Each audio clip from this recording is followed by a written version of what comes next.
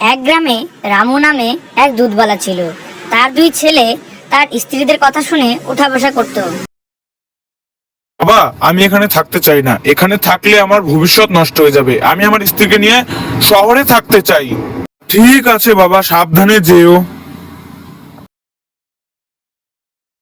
বাবা, দাদাও তো শহরে চলে গেল, আমিও তাহলে যাই আমার স্ত্রীকে নিয়ে।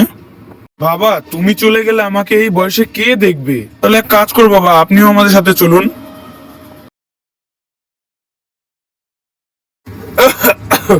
বাবা, শহরের হাওয়া অনেক দূষিত।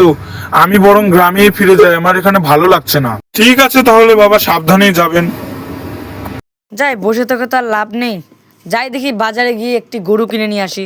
তাও কাজের মধ্যে থাকলে একটা সময় পার হয়ে যাবে। দাদা, বলছিলাম কি, এই গরুটার দাম কত? আপনি গরিব মানুষ, কি আর দেবেন? দিবেন 2000 টাকা। যাই দেখি গরুটার দুধটা দুইয়ে নি। এবার দুধ দোয়াতে গিয়েই তো দেখি আমার 7-8টা বালতি ভরে গেল। এ কি, এটার তো দুধই থামছে না। এখন কি করি আমি? দাদা, আমি আমার স্ত্রীকে নিয়ে বাড়ি ফিরে যাচ্ছি। শুনলাম নাকি বাবা একটা গরু কিনেছে, সেই গরুটি নাকি আর দুধ দোয়ায় থামছে না। আমি তো চললাম বাড়িতে। কি ব্যাপার বাবারা, শহরে থাকা হয়ে গেল? চলে আসলে যে?